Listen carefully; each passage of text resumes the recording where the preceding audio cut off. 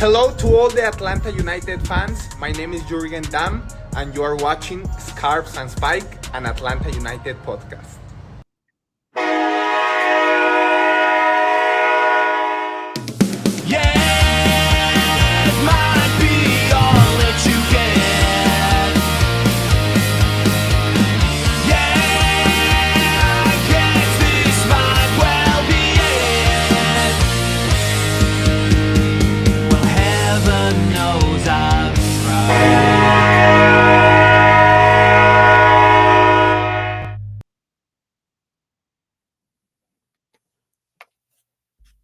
Welcome in, everybody, to our live reaction show here on Scarves and Spikes. It is the very first one of these that we are doing as we kick off 2025, and Atlanta kicks off the season with a win. 3-2.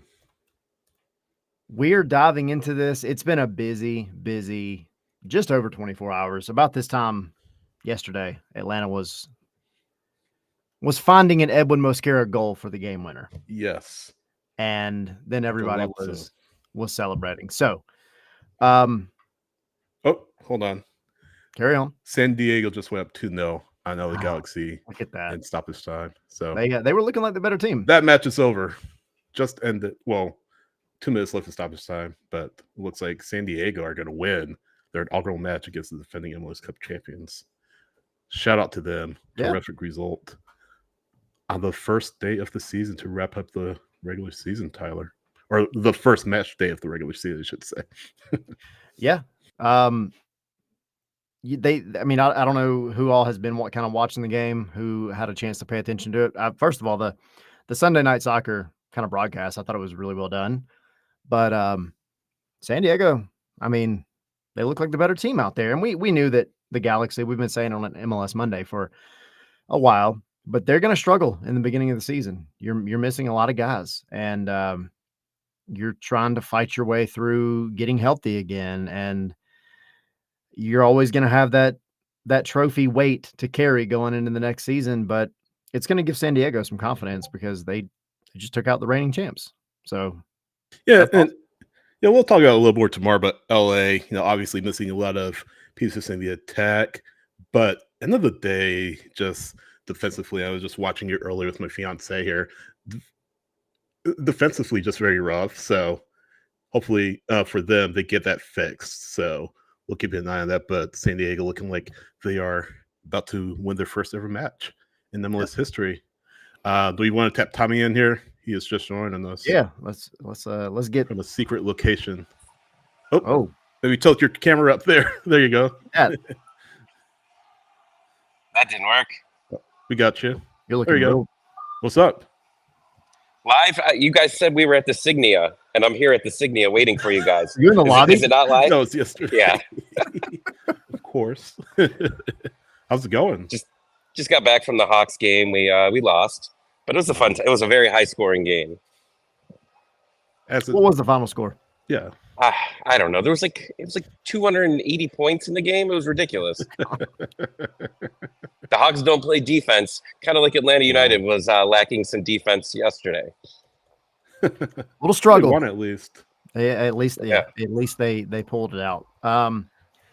So with this being our first version of this show, one of the things that we really wanted to do, y'all know we do spaces, and some people are super into spaces and others might not be, but we wanted to kind of implement a show that is almost immediate reactions to the previous match, and we'll give you our takes.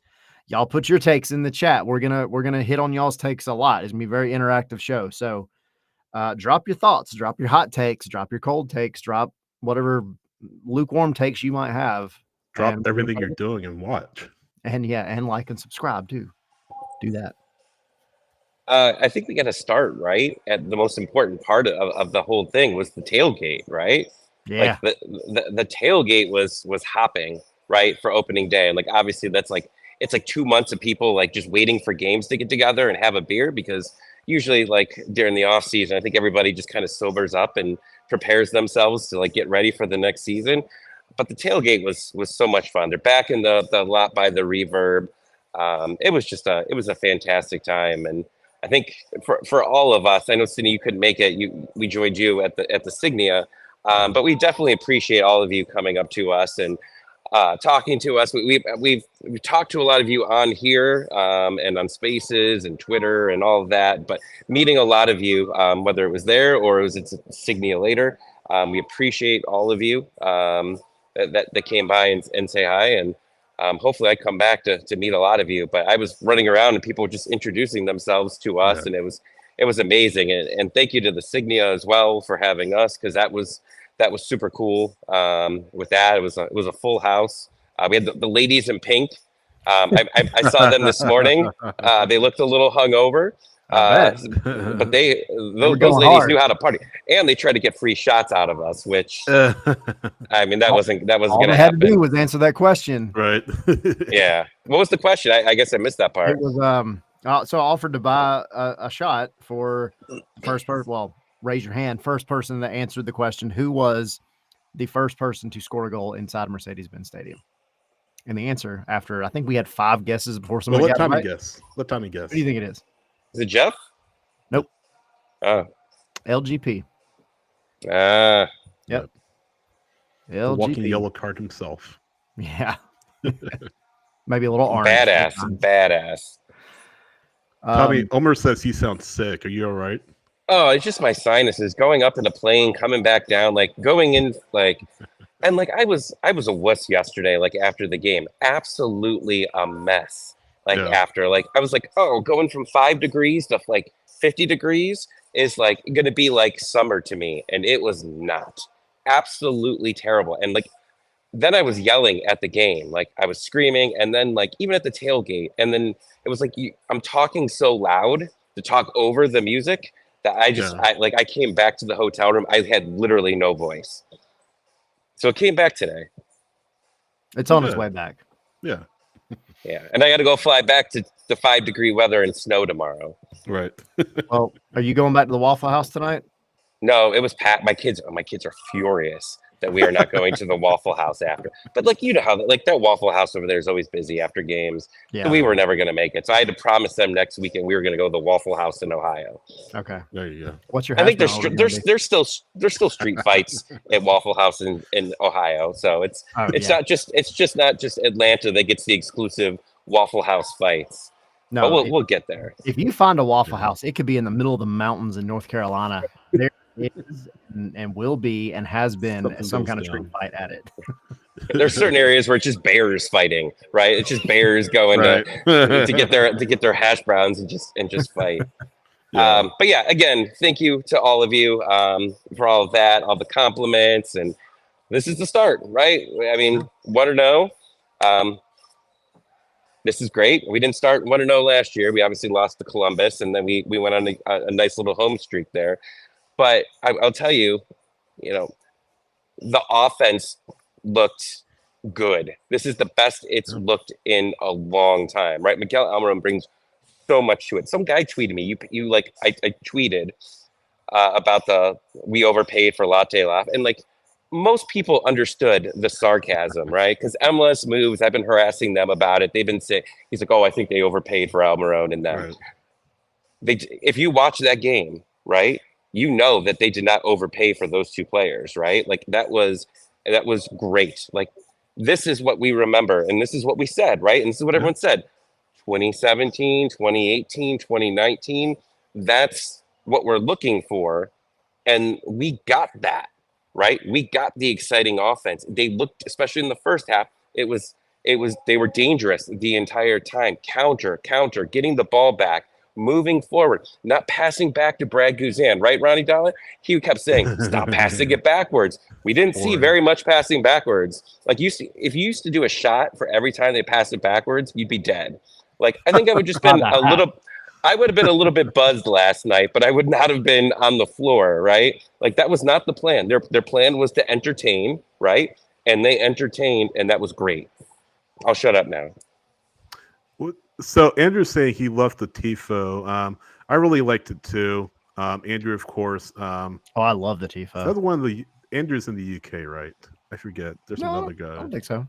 Okay. Anyway, I did like the tifo. I thought it'd be more Miggy themed though. I thought the tifo would be more themed around Miggy, but it's still good. Super they got Season one. 6. I'm sure they have one coming. But It this I was, thought it is was. Miggy I thought it related. was though too, Sydney, because if you saw the video, I forget what video it was. There was some Rooted video in that the was fact. posted. Yeah, they were working on it, but it's actually one of the little ones in the corner over there. I saw it was one of the little side posters. It was a cool one for sure. Yeah. But I was surprised that it wasn't Mickey based. But I mean, still in a way, great. it is though because it's Dragon Ball Z. Dragon Ball Z. It's and I like how they threw in the Super Season 9 and of course the Fusion celebration, all that kind of stuff. But I mean, so in a way, it kind of harkened back to it. But either way, as a massive Dragon Ball Z fan, I freaking loved it. I'm sure you did.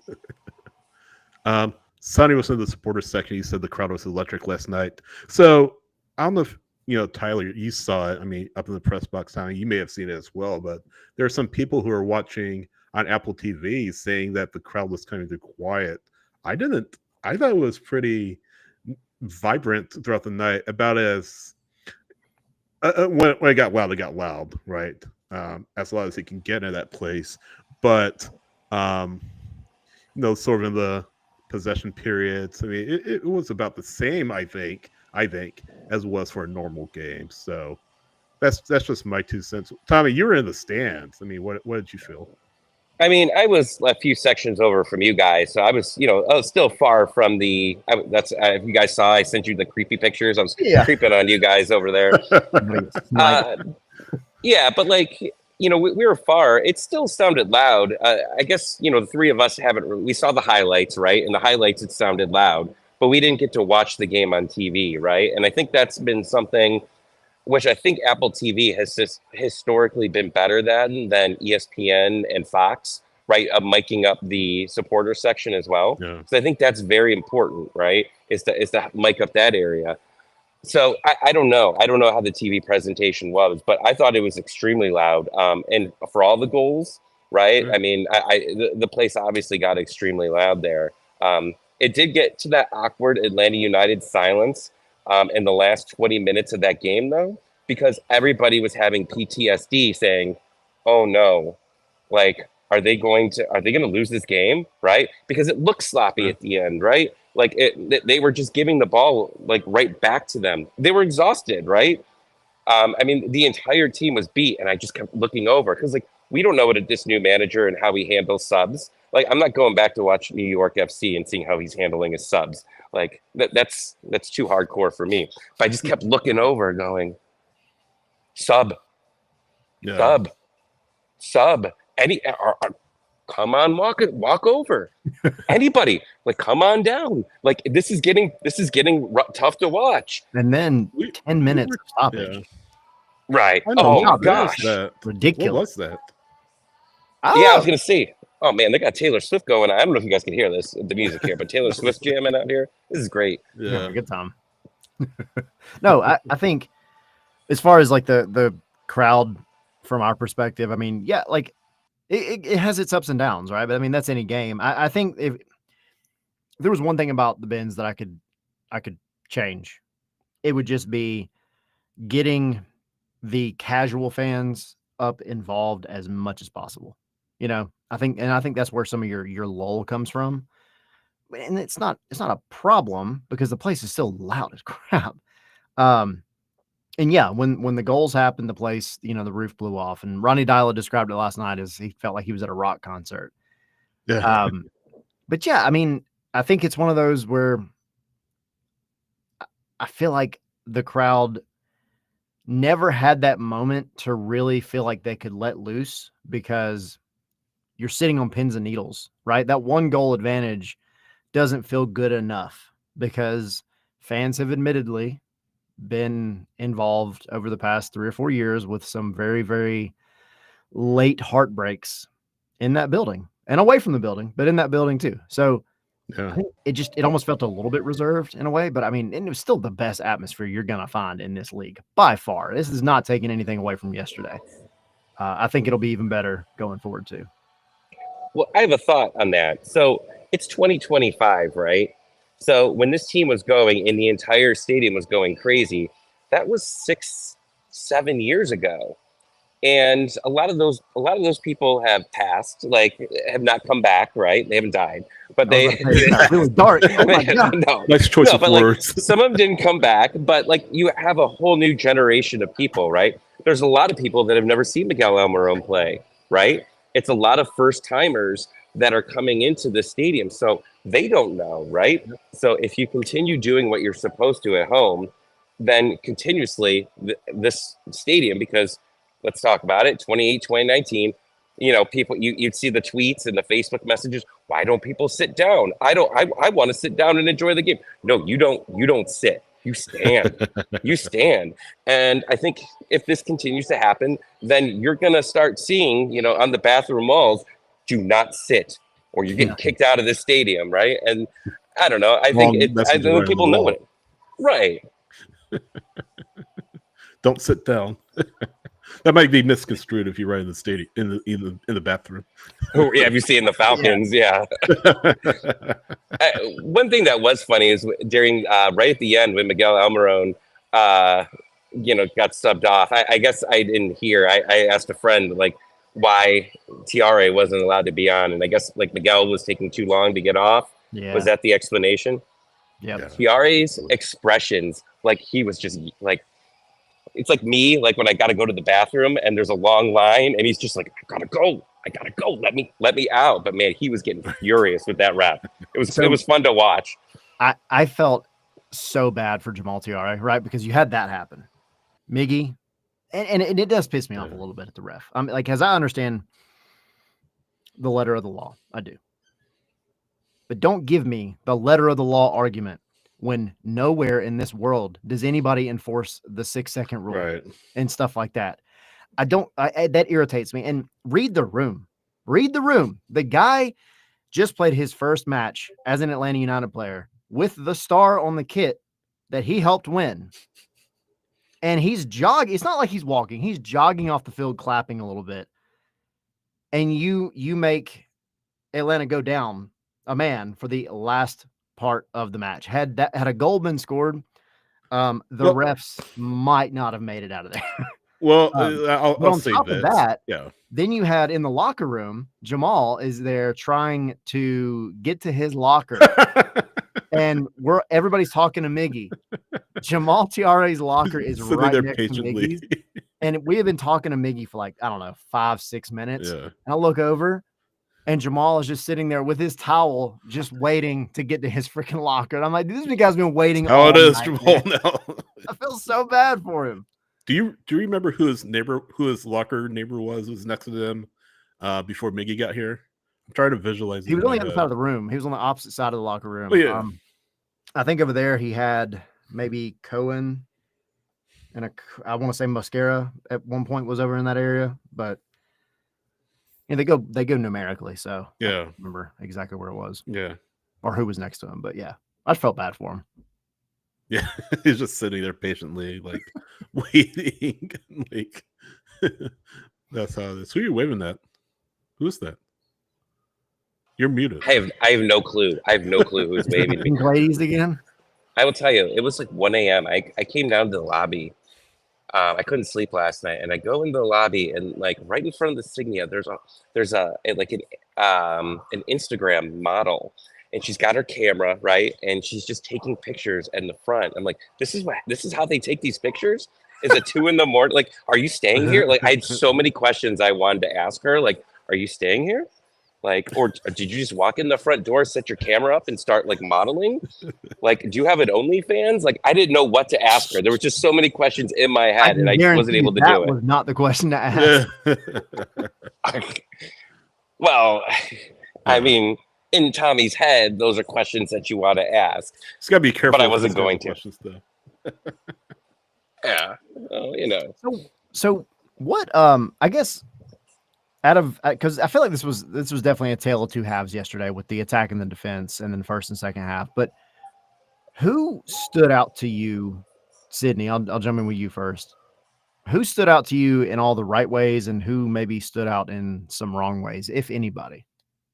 Well, I mean, sort of low-hanging fruit is Latte Lath, but I think standing out in a good way, certainly Stian Gregerson. He has some really meaty challenges, meaty tackles to erase Montreal chances. What chances they did have, right? Especially in the first half, didn't really affect the game all that much. Montreal didn't. Growing the course of the match in the second half, but I thought Stian Gregerson was good. Ronald Hernandez will get a lot of hate. Fans are sort of cynical, take a cynical viewpoint, toward Ronnie, but I thought it was good. I didn't think he was terrible by any stretch of the imagination. Some fans on social media, the way how they see it, if you ask them, they'll say he the way they act, he stunk it up, but he didn't. I really liked what I saw from him. Does Ronald Hernandez ever get love? Right? No, exactly. Yeah, but you remember, everybody remembers those real bad Open Cup games, right? And he was the captain. Like, do you remember how many tweets there just was about him being the captain? Like, you felt like you thought the team was like moving out of Atlanta, like they were relocating anytime Ronald Hernandez had the captain band. I was like, the most controversial thing to ever happen to Atlanta United. It was like, come on, guys, he's not that bad. No, exactly. And some players are like the boogeyman in that regard, but no, I thought he was good. And then Matthias Klick, the amount of ground in Milan. I'll tell you about Tommy's question there in the chat. But Matthias Klick, I thought he was really good. He covered a lot of ground. He was everywhere. Certainly midfield, but on the right wing, on the back line as well. Derek Williams talked about when he first came in. Why are you doing that? It's like you're staring me down, Tommy. My screen is small, so I can't see the comments. So when I'm going like this, I'm reading everyone's comments. Okay, I'm not like staring us down. Usually when I do that, I'm really thinking about what you're going to say. But right now, I am visually impaired, so I have to zoom in. Like it's like I need to the old man readers on. Yeah. No, look at my pores. Right. No, but Klick. I was gonna say, Derek Williams, when he talked to him about Matthias, he said, the guy covers a lot of ground, every match, and you could see that just how much of the pitch he was taking up. I didn't see the heat map for him, but I would love to see. I imagine that it'll be pretty legitimate. As far as who didn't impress me, I don't know if any player really didn't impress me. I think Edwards, you want to give him some slack, but I think as the match went on, he had heavy legs. And maybe, we talked about it earlier, maybe Dyla took a little too long to take him off the pitch. So I think it was a decent performance, but I think toward the later second half, he started to fall off a little bit. And then, of course, the goals that Montreal scored, totally preventable. Like, how is Nathan Saliba wide open on the right on the right side of the box? Right side of the goal. Just no one around him. Of course, punishes Atlanta. Second goal, not as preventable as first, I don't think. But of course, those are the main standouts of things that didn't go right. But not. I think that's the only thing you can point to, right? Is those two goals that Atlanta gave up as sort of black marks, and not one player really had a really bad match, but those are just some of the players that stood out to me. Really for both reasons, both sides of the spectrum. I want to hit on this really quick, and then Tommy, you jump in. But Milan saying Ronald Hernandez was fine. Matt Edwards was targeted with it being his first match. Hopefully he'll grow from it. I think that right there kind of encapsulates everything about Matt Edwards, but also Montreal's game plan. You got to think about it this way. Montreal came into this match down with some injuries already from preseason. They're playing with a bunch of young guys, and they have made it a point to train on set pieces a lot, a ridiculous amount, literally a full day of training weekly is dedicated to set pieces. And where did one of these goals come from? So you look at that, but they knew, especially dealing with Atlanta's speed, whether Latte Lath started or not, but dealing with Miggy, dealing with Saba, they were going to have their hands full. So they picked the one spot in Atlanta United's formation that was a little out of whack, which is You've got the inexperience of Matt Edwards. Nothing against Matt, great Right. athlete. He's just got to grow into it. Yeah, And then you have yeah. Ronald Hernandez playing on his weaker side. So what do you do as an inferior team? And I put that in quotes. You go after the one weakness that you have, and that's exactly what they did. And you got to give them credit for it. I agree 100%. I mean, that's what we would do, right? We would say, Yeah. you need to pick on this guy, and absolutely. Miranchuk, I thought was fantastic. I really enjoyed him. Yeah. Look, I've been seeing it for the past couple of weeks. It's like Patrick Mahomes. If you don't give him wide receivers, he's not going to do well, right? Ignore the Super Bowl. We'll just pretend like that Super Bowl didn't happen, and we're not going to compare Miranchuk to Super Bowl Mahomes. But when Mahomes is running, you've got some talent here, and there were people ready to write him off last season, which I thought was silly, just because like everybody knows the depth that this team had last year. It was thin, right? And your wings just weren't great, and you went out and you got talent, right? It was just Saba basically, right, and an occasional striker goal. And I thought Miranchuk looked good. And again, this is only, I kept telling this to myself while I was watching the game, is a couple of these guys have not had much time to practice with a lot of them, right? There was a lot of frustrations. Miguel had a lot of frustrations in there, calling for the ball, and the ball wasn't going to him. It reminded me of last year, because I remember this comparison to last year, where it was Brooks Lennon like yelling at all the new guys, right? Get me the ball here, get me the ball here. There was that Ted Lasso where he's like pointing to where he wants it, right? Like that's like, it reminded me exactly like that. Miguel was getting very frustrated, especially like in the first like 25 minutes of the game. Watching him like off the ball, like he was telling them he wanted it, and he just wasn't making the pass. That is going to get better. Maybe not in week 2, but when you get to week 4 or 5, it's going to start looking a lot cleaner. So I thought Miranchuk looked great, and the only thing that really, I don't want to call any player out, just say the stamina of the team there, and obviously that's going to get better. Hopefully. And then also Ronnie's going to have to learn that maybe he thought that they would all be able to do it, or maybe he wanted to see what these guys were like in this situation. But maybe making substitutes a little earlier there, because it definitely got scary, right? I mean, there was definitely times where it was like, it's going to be 3-2. The other way, right? Not the way that we wanted it. It was the other way there. So, but yeah, I thought that everyone looked good there. Well, real quick, and Milan called it out. Luis Abram. I mean, what do we think of him? I forgot about Luis Abram. Oh, I think he's a prime candidate to move out in the summer. Now I know his contract's up, but I think if you need room, in the summer to expand, and like you've got what I think 2 senior roster spots. Yep. I read the articles you guys put on the website now. There you go. Look at that. There's Specs.com. Yeah, great. And Gray, yells at me in our Discord, our private Discord, and tells me to read his articles. So I make sure that I do. You still have that, but also you need cap space as well. And if you look at there and you need to make some room, absolutely. Look, he's not going to come back after the season, right? I think he's going to be gone. But to answer your question, I think mediocre is the answer. But like we've been saying this for years, like as much as you pay this guy and as much as his availability is and all of that, it all just equals into like he's the prime guy to get rid of, right? Yeah, I think the speed was my biggest concern last night. I think there were a couple of times where he just got outran, and normally he can make up for that because admittedly he has a pretty good IQ in terms of positioning, but last night it just didn't click for it. And I guess I'm going to stop using that word because we have a player named Click now, but it just didn't work for him. And I see like Omar saying in the chat, Cobb just moved up the depth chart.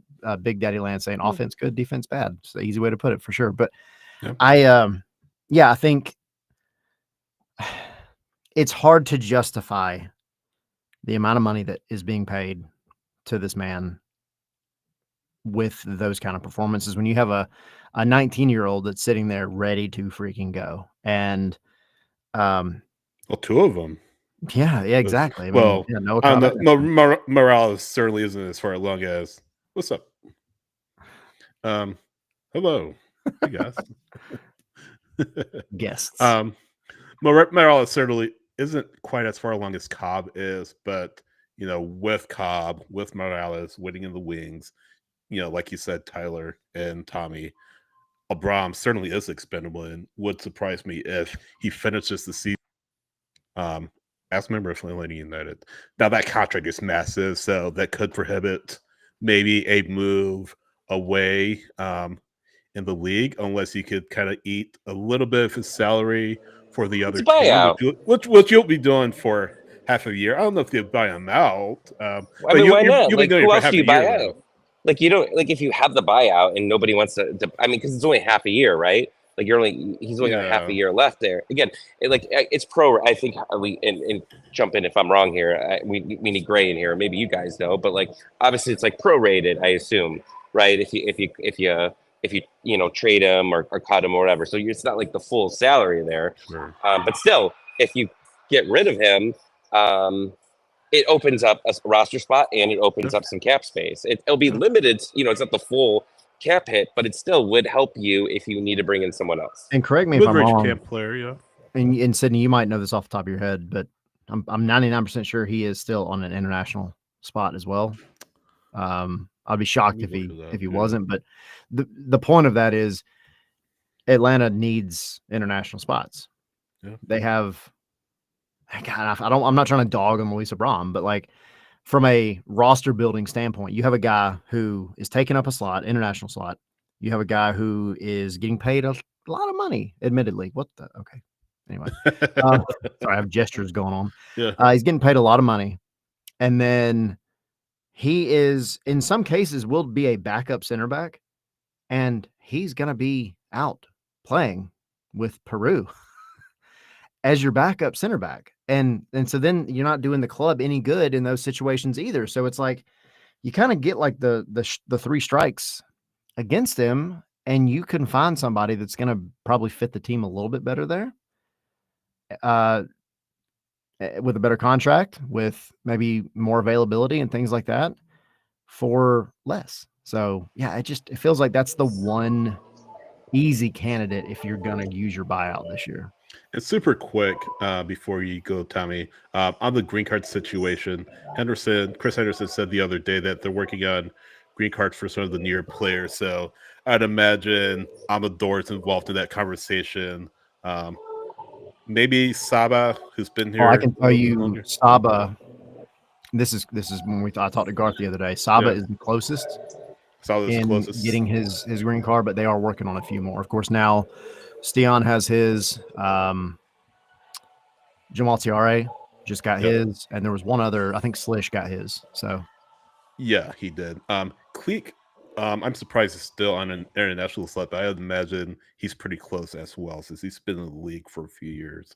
So it would surprise me if Cleek is another one of those players that Henderson was talking about. Does have a green card?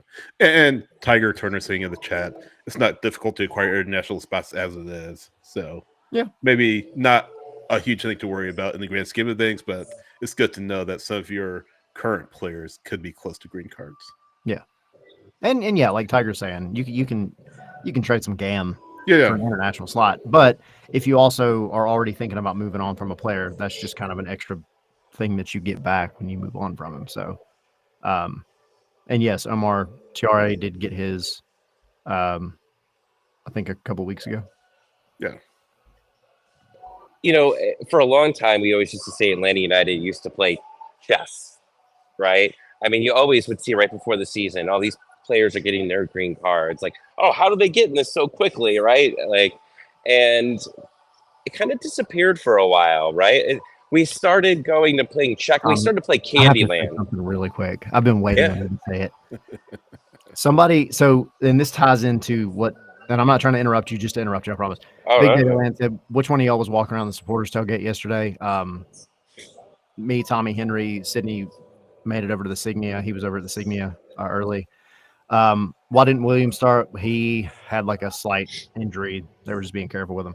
But while we were walking around the tailgate yesterday, somebody came up to me and Henry and said they do a drinking game and they take a drink every time you say the word right. Me? Yep. So now Oh. I'm giving you that to second guess everything about Oh your life. no! Holy shit! Oh no! Hopefully they'll do one whenever I say Yep. Tom. Yep. So I hope I they know don't do one whenever I say I'm gonna say yep now. You're gonna sound like a Well, I Canadian hope nobody. man. I hope nobody's ended like had to get their stomach pumped because of me. I know, 'Cause right? Yeah. Alcohol poisoning courtesy of You're the Tommy. cause of someone's alcohol addiction. Oh, I apologize to whoever's doing that, but hit me up on Twitter now because I just want to thank you for the complex that you've just given me. Anyway, carry on. So we've been playing checkers for a long time. I feels like, or Candyland. Let's downgrade a little bit. But like as far as the roster Choose goes, the and a letters, lot of it too. was just because for a few seasons, it was just like you were at your cap limit, right? And it didn't seem like you were using your everything to its max. They're leaving spots open. They've got some money left over, right? And like you heard Chris Henderson say, like we're leaving these spots. Oh man, call me maybe's on. I'm getting distracted. But they're leaving these spots open because injuries happen, or you want to do something like Seattle always does, right? What they did is upgrade your roster in the summer, be able to bring a person in, but you have that one buyout left, right? And I've said this since last summer when there were rumors of the second buyout coming. This is going to help teams like Atlanta. This is going to help teams like the LAs, the teams that spend and are smart. They have the good general managers, because I think there's a lot of general managers out there that just aren't great. And Carlos, towards the end there, I don't think he was a great general manager at all, right? Yeah. Things started getting better with Garth came in, but it was already ruined at that point. You know what I mean? Like you had years of having to fix contracts around. But with two buyouts, if we had two buyouts like 2 years ago, you could have probably got rid of some of these guys a little bit earlier. Yeah. But call me maybe. Sorry, it just figured I'd sync it up. Try to throw it in there. Did you tell the woman in front of the Signia, hey, I just met you. This is crazy. But do you I'm have an gonna ask you if you have an OnlyFans, OnlyFans. baby? Do you have OnlyFans? Guys, we haven't talked about Latte Lath a whole lot tonight yet. Yeah, right. The guy who scored 2 goals. Oh, I said, oh no, I said right. Oh, Oh, you said it again. That's 2 shots. Let's go. shit. Somebody's drunk. Smokey says, slow down, I can't pour that fast. You might as well just get like 3 glasses and set them next to each other. Oh. So Latte Lath. Stop saying things that are incorrect, so I don't say that word anymore. Like you guys bring up good thoughts. Yeah, I say, yeah, but I feel like I need to take a shot now for next time you say right. Go away, Cardinal. Go, Tiger, all of you. Oh, we're saying this the 3rd time. I mean, Latte Lath is legit, right? I knew he was fast in EAFC, but I didn't know if he was going to be that fast in real life, right? I mean, Jurgen Damm's like 99 everywhere. But Latte Lath, I mean, him and Miguel and Saba, the 3 there, and seeing their speed in action in real life, right? Not on a YouTube video of a preseason game, seeing them move on Mercedes-Benz Stadium, beauty. There was a point where he got onto the ball or was running after a ball. And up until that point, I don't think he had turned that extra gear on. And then all of a sudden he did. And we all looked at each other and were like, what did we just see? He left, and it might have been George Campbell. I don't remember. But he left somebody not in the dust. He left them in a ditch in the last town he passed through. It was ridiculous how quick. Like, you watch guys that are fast, and they just kind of turn that little bit of extra speed on. They start to slowly pull away. He came from behind and passed the guy and still kept going and creating distance. And and then I see in the chat, like a lot of people saying it's not just his speed. Like he can control the ball really freaking well. But that was a big selling point, and he did not disappoint at all. That dude can fly, and he can jump, And Ronnie said it. Ronnie Dyler said it after the match. he wasn't even 90 minutes fit yet. I mean, he could have fooled us, but yeah, it wasn't 90 minutes fit. And he said, as soon as he does, it's become a nightmare or He's a going to terror. He's going terrorize. to terrorize defenses. Yeah. And listen, he looked really good last night. Of course, maybe as the match went on, tied legs and all that. But this is a guy who hasn't played a competitive match before tonight or before last night in about a month. So he passed the eye test certainly. And Tom, I know you kind of posted your tweet the other night or last night, kind of trolling people who thought that the team overpaid on Latte Lath. And look, it's match one, right, of 34 plus. So don't want to make obviously sweeping statements right now, but if No, you overreact on Sunday, Sydney. This is the overreaction show. It's 9 o'clock. This isn't a 7 o'clock show. This is a 9 o'clock show. So it's after dark, and you can overreact however you want. He's winning the Golden Boot. Yeah, Golden Boot. I'm reading all these comments in here. MVP. I just keep seeing Golden Boot. Newcomer of the year. Everybody put Golden Boot in the chat if you think he's going to win it. You can overreact. It's 9:40 at night. The what? He's going to win the Golden Boot. No, but you guys see my put it in the right? chat. But if this is what we're to expect from Latte Lath, a less than 90 minutes fit Latte Lath, gosh, look out! Like I'm on the bandwagon. I mean, I always have been, but yeah, this guy's gonna be fun to watch. It's just crazy because I don't think the header goal was what I was expecting to see. I was expecting that moment where he just really got into space and just turned on the Jets. And he did that a few times. He just didn't score off of it. But when I saw that man go up for that goal, I was like, what in the world? And it wasn't like he got like a running start and jump. This guy just did a vertical and his feet were almost as high as somebody's head. Like that dude, he leaped. And Ronnie Dowlett was like, he's like Air Jordan in the press conference. The guy is the real deal. And I don't care that we're one game in. He's the real deal. He knows what's up. I think hearing him talking to him after the press conference the other day, it was just kind of he's very humble. Oh, hold on. Calm down, guys. No. 40 goals. 40 goals. Let's go. Bruno, good for you. That's what we need. Bruno, Big Daddy. No, you don't goal shame, Sydney. You don't goal shame with their you don't goal shame. What all of this over here is. This is good. Yep. No, not the other word. 50. Yep. and then Ricky throwing in the if you go back and watch the video, the fact that he did a full 360, and I don't know how many people caught onto that, but you go back and watch it. He goes up in the air and comes down and has done an entire 360 on that header. I was like, man, it's not just that he's good; he's got some flair. Yeah, that's why I like it. I did like what Miguel Amiron said after the match. I forget who it was. Asked him, "What's the comparison between Latte Lath and Joseph Martinez?" And Miggy Classius ever said, I it's not worth comparing the two. And that just speaks to the respect and the friendship that he and Joseph have to this day. But he did talk about the relationship that he started to build with Latte Lath, the bond that they're trying to build off the pitch. And it's been 2 weeks since Latte Lath arrived to Atlanta United, and it's good to see that they already started to get on and off the pitch. Although that first goal, I'll say a little bit written in the stars. Of course, we remember the written in the stripes when Saba introduced himself to Latte Lath.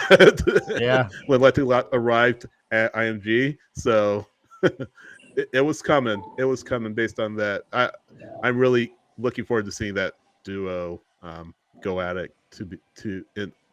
To be honest with you, if that's what they can do match one, maybe not the fusion, but no. But listen, if that's what they can do in match one, right? The sky's the limit. Really, it's to continue entirely, like you were saying, as they continue to build that chemistry as the season goes on. I mean, the pieces of the puzzle are going to come together even more. So that's the biggest thing I'm looking for from not just Latte Lath, but that attacking quartet as a whole. I know there's keeper talk in here, and I'm interested to hear your thoughts on Brad. But I know you both were there. Can you bring up the comment that Latte Lath brought up about the league being physical? Yeah. Yeah. What I don't know if you're pulling that up, Tyler, but yeah, Felipe asked him that question. Felipe Cardenas asked him that question. How does it compare to the championship? And Latte Lath said, "Yeah, it's tougher. Yeah. It's more challenging." And he's just saying that, guys, after one match. I mean, just wait until mid-season. Wait until he plays, other teams. I imagine that sentiment is not going to go away anytime soon. Yeah. I Well, I'm think sure you'll talk about it at sorry, real quick, MLS Monday, but you saw how the Miami fans were not reacting very well to that red card that happened yesterday as well, and the Yeah. physicality and everything of that. Yeah. But you hear a lot of people that really come in and surprised about how physical Pity Martinez did not. Pity Martinez thought that he could fall over and lay on the ground for 4 minutes and they were going to still call the whistle, right? And that didn't happen there. But there are a lot of players that you can tell when they come in to this league, you're not calling this? You're not calling it? And they don't, right? There were even a couple of moments where Latte Lath got taken down and he waited for the call and it didn't happen for him either. and especially last night. Like last night, I even tweeted it out. I was like, well, I mean, refs definitely letting them play Yeah. because there were some challenges. I was like, ooh, and it was both ways. I'm not just talking about Atlanta. Like it was both ways. I was like, oh, that was a pretty strong challenge. You And- get a whistle 9 times out of 10 from certain referees with that one, but you didn't get it last night for sure. And that's the challenge for some players, right? They come Yeah. into a brand new league, a new culture, new country, new continent, new competition.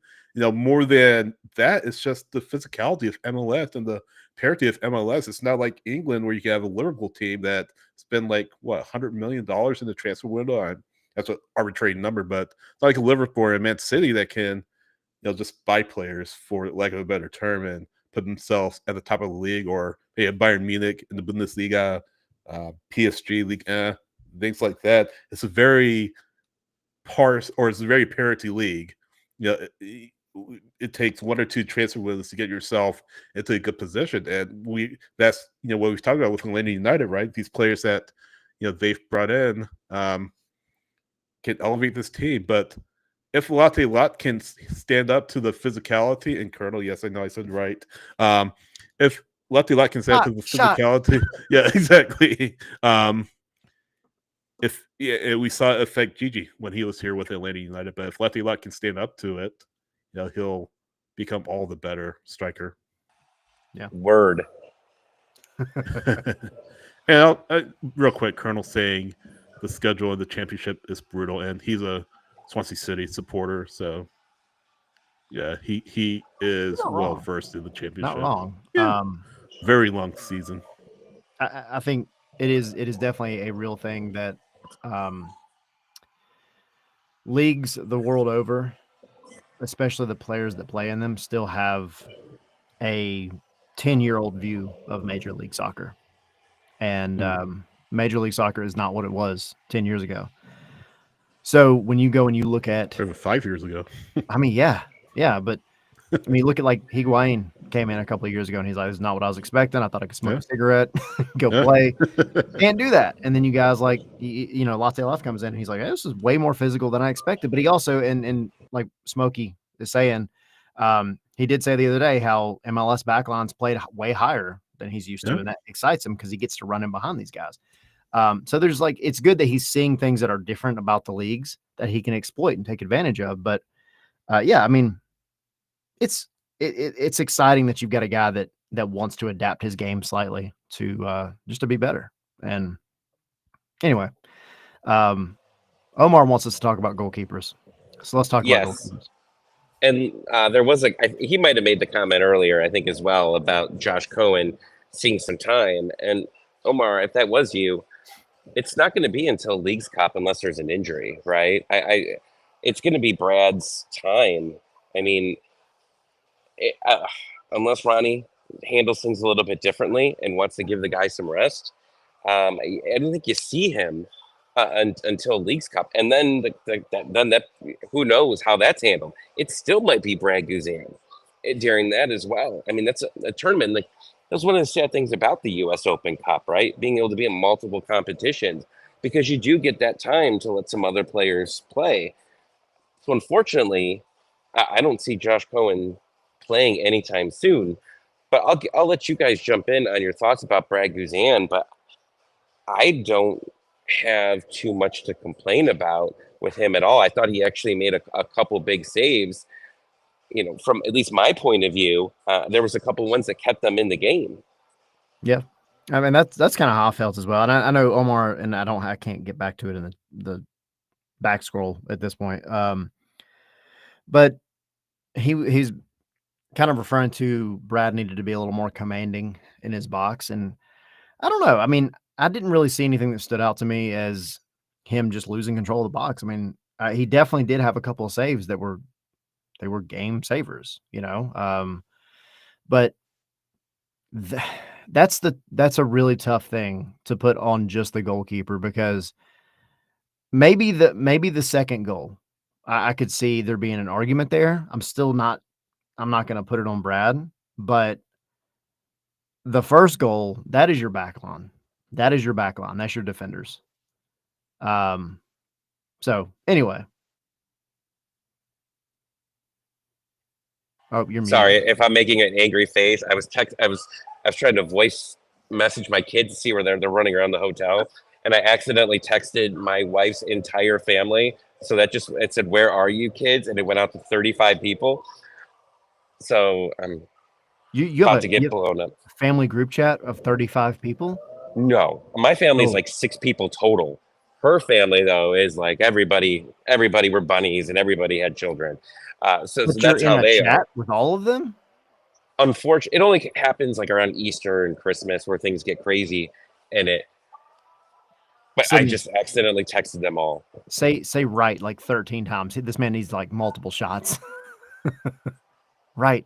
I didn't say Right. that. That's it? No. I'm saying it for you so you can go take a shot, or multiple, to get through the fact that you just texted 35 people that you weren't supposed to text.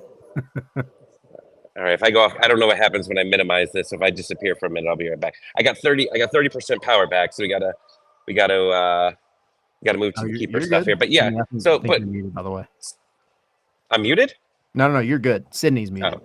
Oh, Sydney, so what did you think of Brad Guzan? He's speechless. That's what happened. Sydney had to step away for a quick second and has returned and still cannot be heard. So I'm gonna filibuster this show for a minute, and I'm actually gonna jump to Omar's comment. He said, "I'm not fully blaming Brad. However, he could have done more, and we really need to start getting ready for the post Guzan Atlanta United.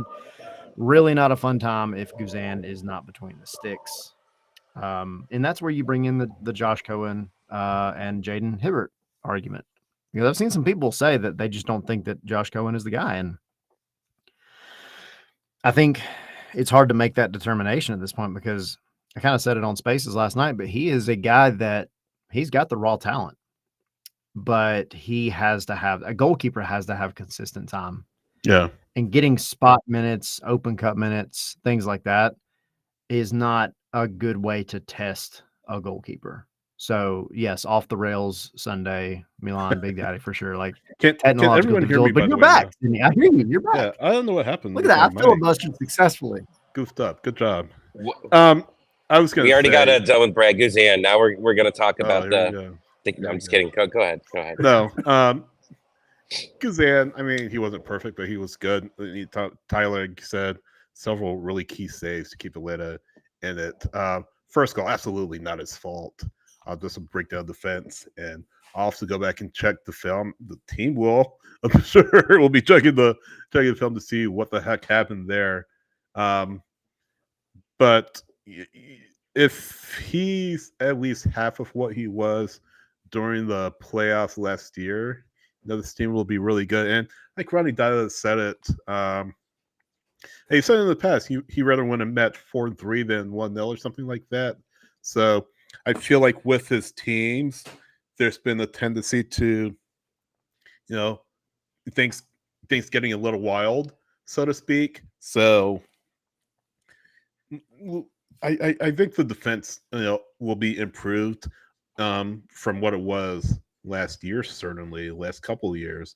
Ricky said a fourth of the defense was, or a fourth of the back line was starting. So certainly you have to have that conversation with Lennon out, with Amador out, with Williams have to be substituted in the second half due to not keep hooked up in training. So there's certainly credence to that.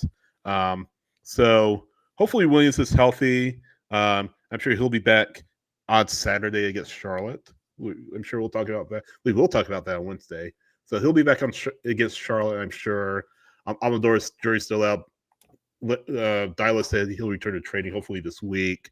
And then Lennon, of course, is out longer term. So that's a good point, Ricky. Didn't he return? Didn't he return to practice too, Lennon? Lennon, I think he's not training, doing, but he's not doing contact stuff. Yeah. Okay.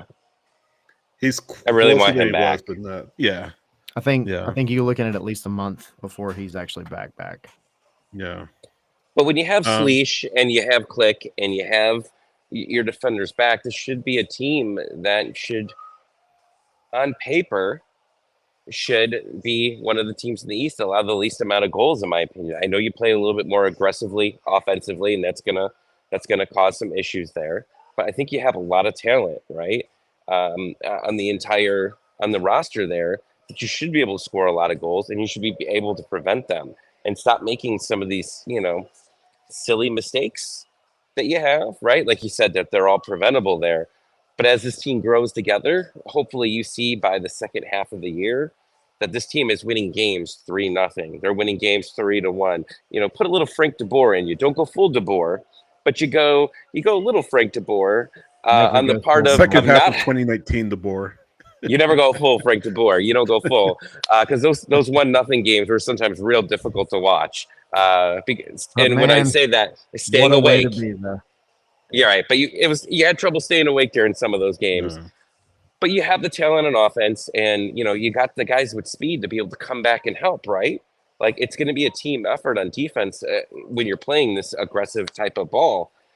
But you got the midfielders, you got Sleesh, you've got Gregerson, Williams, and last year we learned that you have a lot of depth on the defense that could come in and play those hard minutes. That's why I'm cool with Abram leaving here, right? And you got to get that time, right? I mean, talk about Josh Cohen, getting Cobb, Morales, getting these guys some time here during the regular season, even if it's just a late sub, right? You're up 2-0.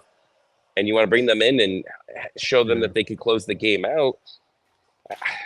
I really hope to see that here. And they weren't terrible last year. I think we allowed the same amount of goals as Miami did last year. I think that was a step that we talked about. Yeah, I believe so. Yeah. But yeah, I mean, and then Big Daddy saying, do you think Dyla gives minutes to Luis Abram to potentially get suitors from South America to potentially buy him in the summer? I don't think Ronnie Dyla is super concerned with what Garth and Chris have to deal with in their job. Ronnie's job is to win the game. And he is absolutely, and he's said this multiple times. He said it to me in the very first interview I had with him. He's not afraid to play somebody. Doesn't matter their age. And I'll always go back to when he mentioned Martin Odegaard and how he started him, gave him his first start at 15 years old. He is not afraid to play Noah Cobb. He is not afraid to play Dominic Chanqui. He is not afraid to play Efrain Morales. And that's a great thing. And and I agree because he also followed it up with I'd rather them give, Cobb, Morales, these guys minutes. More so they Cobb, can, and kind of to what Tommy was saying, so they can build their, because that's what you saw, and if we all want an example of something that maybe we're familiar with, go back to 2018, go back to 2019, and you had, this front group that was scoring goals, and they would get to that point, like Tommy said, where it's, 2-0, whatever. You have a good lead. Last 10 minutes, you get a hold on to the game. So you're not necessarily making full-on attacking subs trying to chase a game or give yourself some insurance. You're bringing in guys to help close out the game because that defensively, that builds their confidence and they become better defenders because of it. Yeah. That's a luxury. And if you can get to that point with your subs late in games, that's the best place to be as a coach. The best place to be. How do you guys like Dyla's outfit, by the way? Turtleneck. Pretty sharp, all black. Johnny Cash look. Yeah, looking spiffy. These Atlanta coaches are wearing all black. Schneider also All black. Who's that? Hawks coach. Oh, Ah, Quinn yeah. Snyder. Yeah, Snyder. Sorry. I mean, he always wears all black as well. So that's the outfit. That's the outfit. Hey, well, I mean, it worked for Dyla. Maybe not so much Yeah. for Snyder, but that's okay. gotta Hey, keep William what Black. to do. Hawks are. Where are the Hawks in the standings, by the way? Not to sidebar us, but They're in the standings? play-in tournament as usual. Gotcha. Cool. Better than nothing, I guess. One other, I guess, topic that I wanted to hit on really quick was thoughts on Edwin Mosquera. He had one touch that was real heavy. Like I thought I was gonna knock it Yeah. over, and it was like it went, and it was like a broken video game where accidentally the ball just like flies like across, or like when you Actually see hit like X that. instead of Yeah, A. when you see those like NHL videos where like all of a sudden like you check the player and he goes outside of the ice into the crowd Yeah. there. Dude, I did mean, you he's see always that announcer get hit with the puck in the forehead? Mm. yeah. That was crazy. Anyway, go ahead. I don't think he's he's Mosquera, right? I love we've always loved his speed. He's able to come clutch in a lot of big games here. It's consistency, right? And Ronnie obviously trusts him, right? He trusted him to be able to come in. He scores another banger. Like, is that what that guy mostly does? Is just score bangers late in games? Like, Look, if Edwin Mosquera can become the new Tito Villalba in some way, shape, or form, dude, let's go. Let's go. Hey, I've heard so much half of what Tito did. like very cautious optimism and pessimism about Edwin Mosquera in the past 24 hours. I'm like, guys, this dude scored the game winner last night. Yeah. He's the reason we're talking this conversation, and it's not everybody being pissed off. Felipe. you need speed, right? You want Yeah. speed to come in late in the games. I think Silva has speed, right? Silva has speed. Mosquera has speed. Now, we've always complained about that first touch, right, with him, and you saw it. You saw it go wrong at points, but that's kind of who he is. And it's interesting because remember there were the rumors, right? I think there was the Instagram rumors of him potentially like not being happy and wanting to go. You know, maybe he thought that just he was seeing everybody else, all the other U22s being axed, and it's just like, all right, just gonna pack my bags and get out of here. But you know, changing the number obviously, and he's here, and he's still here, and the guy looked happy to be here when he scored that goal, right? Yep, So- yep. What? Shot. What? Oh. I said it. Yeah. I So- said it. So I'll add two things in real quick. First, Felipe tweeted out, if Edwin Mosquera can go from wasteful and inconsistent to legit super sub, watch out. But then earlier in the chat, Colonel was asking why Mosquera over Silva. I mean, Silva, of course, was in the team as well. So I guess why wasn't he subbed on in place of Almiron? I wondered that too. I think Edwin is, and I don't know this. Or from not any- in place of Almiron. I'm sorry. Yeah. Why was he subbed on? I think this is purely speculation on my point, but I think in a 40-yard dash, I think Edwin Mosquera beats Shande Silva. I think at that point, considering first game of the season, both teams are dealing with tired legs, subs needed to be made. You get a guy that's just going to run, and he's a little bit chaotic, and you kind of never know what he's going to do anyway. You put him on and let it see what happens. And to be fair, his shots have gotten better in the time that he's been in Atlanta. Yeah. Who said it? Where'd it go? Because it was funny. So Big Daddy said he flips a coin to decide whether he's going to go up or don't touch it behind him. Like it's fine tuning with Edwin, but I mean, it's been that for a while though. It's improving though. I don't think anybody can say that like Edwin's not improving. Yeah. It's a roller coaster. I think that's a safe way of saying it. You get really scared when he comes in, but there was a time where it was just like, all right, this guy can't score a goal, and then all of a sudden he was scoring bangers, right? And then he went cold again. He went cold. I said the same words but you're doing good.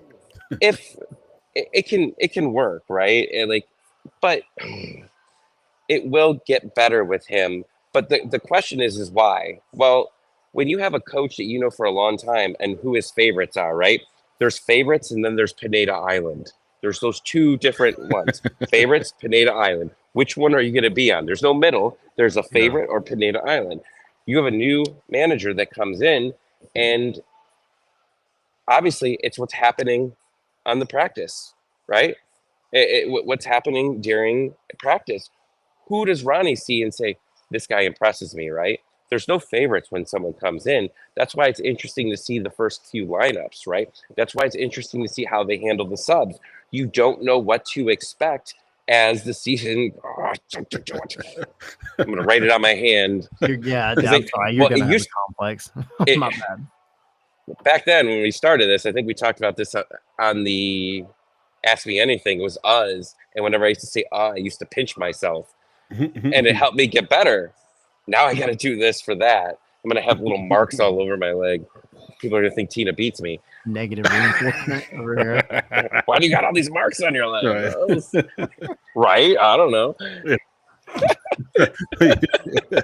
He did it again. I said that that was perfect. That was perfect. Come out of the side of the camera just every time you say it, right? Yeah, she shows up right behind me. Yeah.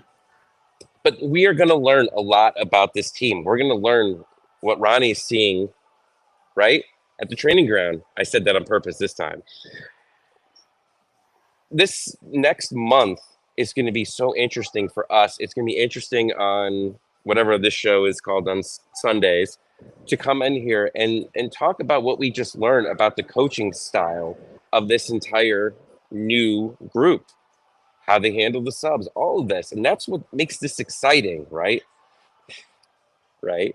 All right, my phone just alerted me. I'm at 8%, so I gotta get going here in a moment. All right, yeah, because this is the last one I wanted to touch on too. And I agree with you. Colonel saying last night on Spaces, it came up that Atlanta United has a depth problem. Said in my opinion, depth is extraordinary. 64% of first line subs either started last year or would start for 64% of other MLS sides. So the funny thing about that, Bo, friend of the show, listener, longtime listener in our Discord. OG. Threw out the number 64. And I was like, where did you get the number 6 of all the numbers? Where did that number come from? And he went off on like a tangent. But the songs, was it When I'm 64? I don't know. Is that the song? Is that the age that they say when I'm 64? Yeah. I don't know. I don't think so. The Beatles song? Oh, I don't know. You're asking the wrong person. I'm sorry. I can't answer that question. Me neither. I don't know that the depth is as big of an issue. I don't think so this year. I mean, of course, it's one, like if there's anything that you don't want to maybe have a hot take on after the first game of the season, it's depth. But you had Matt Edwards come in last night, and yes, he had some mistakes, but he was doing what the coach wanted him to do, which was play the ball forward, sometimes almost to his detriment. So he's doing what he's being told to do. And just like everybody else out there, legs got a little tired. It got a little tough for him because obviously Montreal is going to be picking on him. And as far as because I see the other comment about age, I'm not super concerned about that. And like if our average starting 11 was like 33, then I'd be a little concerned about trying to high press, in the nursing home. We're all over 33 here, so we can make that joke. But some more than others. Yeah. But no, I'm not worried about the age. Sorry. Age at all. I had to do it. I'm sorry, Tom. Anyway, that's 42. I'm not 64. Right. We're not overreacting to game one. Sorry, so it just is. We said this. I said this on Wednesday. I'm saying it again on Sunday. I'm not overreacting to anything here. I'm not because again, new coaching staff working with players, right? Damn it. I was doing really good for a while, and then all of a sudden I've gone into a tailspin. I will work on this for Wednesday. I'm not showing up to MLS Monday in protest now of that comment and the shots because this person's drunk already that said that. I don't want to hurt. I don't want him to have a bad Tuesday as well. Right. Oh, you drink. Players are going to get worked with differently than they did with Pineda. A lot of growth wasn't there as well, right? We saw the players weren't going to grow. We have to see how Muyumba changes throughout the season, as well, because we saw a really good Mayumba when he came in. Then it went real down. Can we see improvement through him throughout the year? So I'm not going to take everything that I saw last year, just the same as we saw players that come in that had a good half season 2 seasons ago, and then come into the next season, and then it was, where are those players? Why aren't they good? We need to see how these players evolve under a new manager under a month. Now, depth has always been an issue across the league. It's not like this is just an Atlanta United problem. This is a problem with everybody, right? Like every team, it's a salary cap. Every team says it's a salary cap. Like you just saw Miami. You just saw Suarez complaining. I saw the video. I don't remember where I saw the video, but he was whining about, oh, Miami can't, just go sign every player that's over the age of 85 to come play for them. Whatever, man. Like, this is what MLS is. This is how it's been. But you got to get the young players playing. You got to be able to give them experience, and they have to show that they can earn that time and earn them be able to start, right? Earning that spot in. Yeah. So, real quick, because we've been going at it for a while. I guess first impressions about Charlotte FC, of course. Atlanta traveled to Bank of America Stadium on Saturday. I'll be there covering the match. Charlotte went down 2-0. Jordan Morris scored twice for Seattle, but then Charlotte came back. I think it was Maidana that scored for them in the second half to make it 2-1. Then the own goal by Yemar Gomez Andrade. And Charlotte battling that to get a draw on the road at Seattle. Always a tough place to play, Liman Field as it is. But have their home opener on Saturday, the Miguel Almiron Derby, if you will. Yes. So your first impressions on Charlotte, based on what you may have seen or heard? I mean, they're going to be competitive. But there's always this interesting stat going into this match that over the past 2 years, the away team has won these derbies. Charlotte has won both games in the Benz, and Atlanta has won both games at the Vault. So take that for what it's worth, but two totally different teams this year. Both of these teams are like night and day compared to what they were the past 2 years. So I still think Atlanta's got the edge. I really do, just on paper. If you see Derek Williams come back, I think you're in a good position. I don't know how many other changes that you're going to see in the lineup. You think Edwards starts again? I think so. I mean, who else are you going to put out there? Yeah, because Pedro Almiron. Another youngin. Huh? Another youngin. 22, young-ish. But the alternative is you put Ronald back over on the right, and then you throw Chong Kui. You bring him up on another short term. Do they burn a game if they get called up but they don't play? I forget the rules. The call up. Go ahead. I was going to say the call up still counts.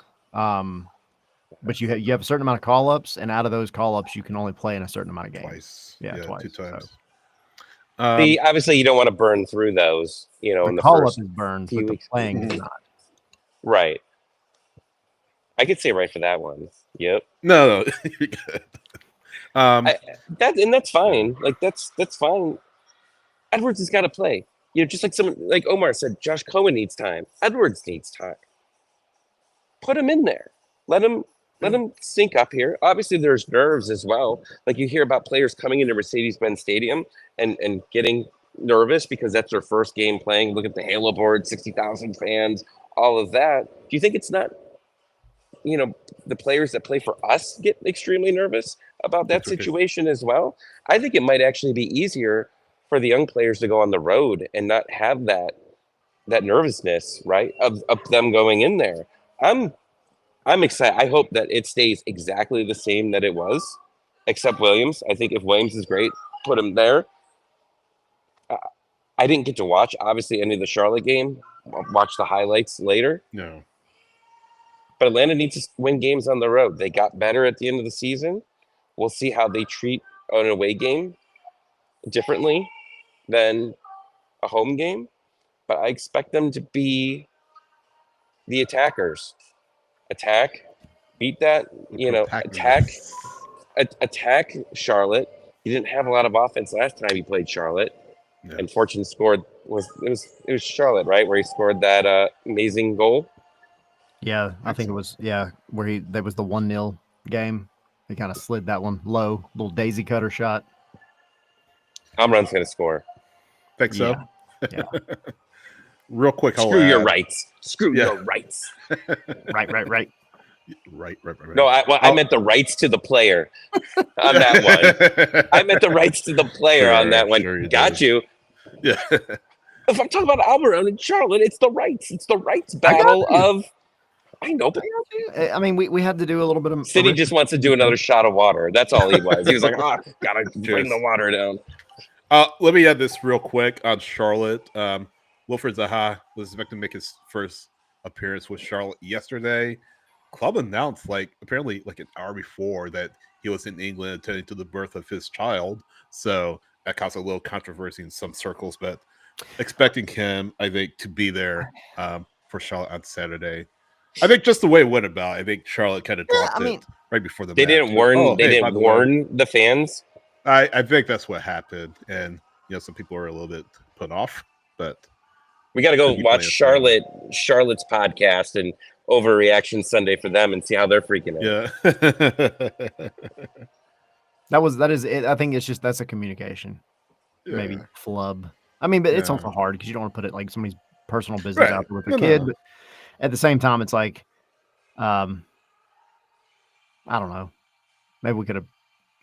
There's something that could have been done and how this was communicated because it definitely caused some confusion. I'll just put it that way.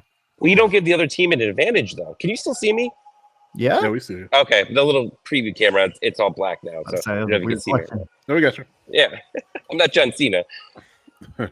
You don't give the other team a tactical advantage by knowing that he's not there.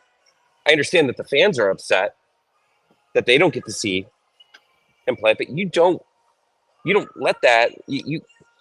I understand why the fans would be upset, but the other team, though, you don't want them knowing Yeah, for sure that he's not playing. yeah, for sure. I get it. It's one of those. It's a balancing act. I mean, but I would always err on the side of like he's a player, he's a person, it's his family. Yeah. I'm not mad at it. It's as a fan, it's like it's one of those situations where it's like, dadgummit, dude, like kind of feels like a missed opportunity, but that you can't really be mad. It's not like he'll just dipped out for no reason. Like it's pretty important. No, that's true. And I also understand why then his family wasn't over here in the US yet, because if she was that close to having a baby, you definitely don't want to be on a flight. So, especially the way things are now with flights. Well, yeah, and I understand if he wants to stay back for an extra week, hang out there, be a dad, stay over there. What's another week? Hey, What's another week to take your come time, back? Wilfred. We understand here at Scarves and Spikes. Right. We do. You have our permission. But yeah, of course, Agyamong will be there, of course. So he's, of course, the star man, if you will, before Zaha, of course. But yeah, we'll talk about, I'm sure, on Wednesday, and then MLS Monday tomorrow. Yeah, Busy. San Diego being LA. Yeah, We'll talk about, I'm sure, my game of the week. Besides, we'll talk about, I'm sure, San Jose playing artists off the pitch. We'll talk about if Kamal Miller should have been sent off inside of 10 minutes against Vancouver, which was not a red card, by the way. It's never a red card. But I don't want to get too much into it. I'll do my mini rant. We get a Sydney rant. Let's go. I'll try to go a little easy, but yeah. I'm not showing up tomorrow. Real quick, was the red in Miami a red? Yes. Yes. It was a red. It was just say yes or no, Sydney. We don't need an explanation. I didn't really see the replay. I'll have to look at the replay. Okay. Shirt the batter Herons. Goal. Nobody between him and the goalkeeper. It's a dog, so it's a red. Yeah. The battered Herons are split 1-1. If you count Solana as that group, Solana's like trying to get the ref fired, suspended, all of that. So I guess it's 2-1 saying that it wasn't a red. That's my MLS Sunday comment there. There you go. Sweet. Oh, this was fun. It's our first one, right? Yeah. So let's go again next Sunday. Right. If you want to hang out on Saturdays at Spaces, we'll be back with Spaces normal time, Saturday, right after the game ends. We start a little bit later. I was out hanging out and passing out real quickly. But you can come on Spaces. If you can't make it to Spaces, join us on Sunday. Or both. Hang out with us now. See all the above, whichever you'd like. If you want to hear about the rest of the league, join us on Monday. If you say screw the rest of the league and you just want to talk about the next match, join us on Wednesday. Don't call us on Thursday. We're sleeping on Thursdays and Fridays and Tuesdays. You got to Well, rest. Henry's doing across the pitch Thursdays. That is Patreon true. Thursday released on Friday. But yeah, all to that. Scarsandspikes.com. Actually, looking at real time, today is our third most visited day in scarsandspikes.com history. Just seeing it right now. So yesterday was our fourth highest day, and now today is our third highest day. So shout out, and it's still got like less than 2 hours left in the day. So thank you all for your support there. Of course, patreon.com/scarsandspikes. Jump in there, join the Discord, get extra perks, extra episodes, things like that. Patreon.com/scarsandspikes. The store link is on scarsandspikes.com. And again, shout out to our partner Sweetwater Brewing Company for their support of Scars and Spikes. You've seen the post, you've seen the video, or not the videos, the pictures on Instagram and social, but definitely appreciate Sweetwater Brewing Company and their partnership with Scars and Spikes. So shout out to them. Absolutely. I think we were going to do a Sweetwater player of the game. I don't know if we've officially talked about it, but we were kind of all doing there. But I think we all know who once things kick off, but hey, this can be like the preliminary one with the beta. Yeah, the beta version. Yeah. Is it mascara Latte Lath? Latte Lath. just making sure. I mean, we got to make it interesting and just see if anybody's there. I think you know the I answer. can throw it in and say Miggy. Omar said it's Brad Guzan in the chat. So they said Saba. Saba. No, we appreciate it, guys. We watching. appreciate Sweetwater. Absolutely. We're gonna really kick things off with them next week. And also big shout out to the Signia by Hilton Atlanta Hotel and the Nest on 4 Bar, where Tommy's at right now. Tommy's at right now. They told me I'm not allowed to leave.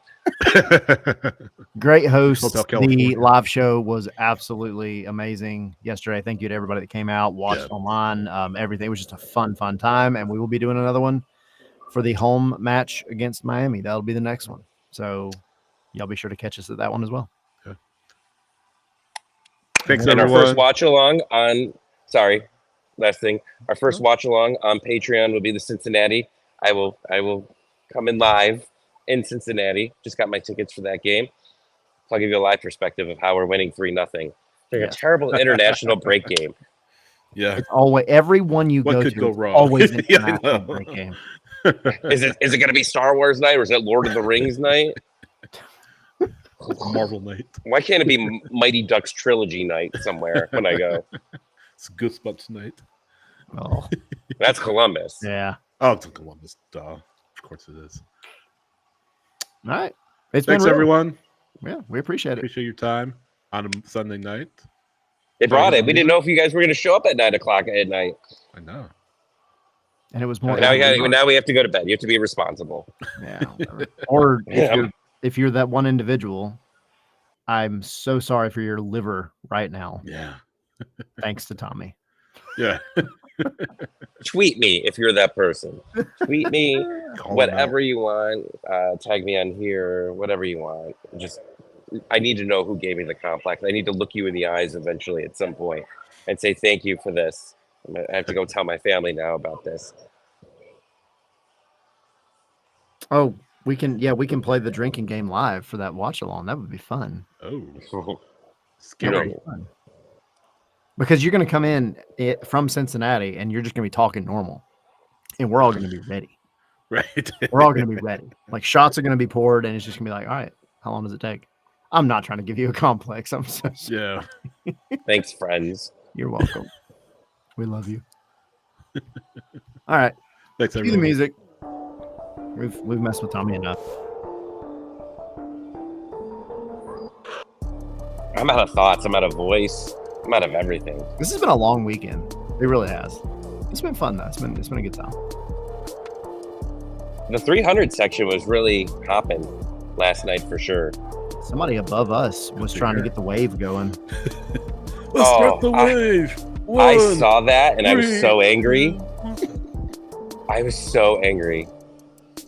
Like, there's exciting things going on in a baseball game. I understand. Like, there's just not enough going on in a baseball game, but at a soccer game, it's 2-2.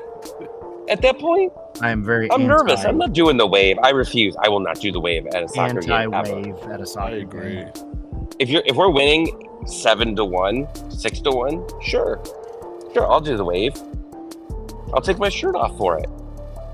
I'll do 2 push-ups before it, but not when it's tied 2-2. And it wasn't a boring. It wasn't a Frank DeBoer game, right? It wasn't a Frank DeBoer 0-0 game. It was 2-2. Yeah. I would almost rather somebody throw a beer at me. I wonder if I grab a beer behind this bar behind me, if anyone's going to yell at me. I know that bar just sits there wide open, doesn't it? I could go in it. No, I'm not going to. All right, see you guys. Get thrown out. Peace. Thanks, everyone.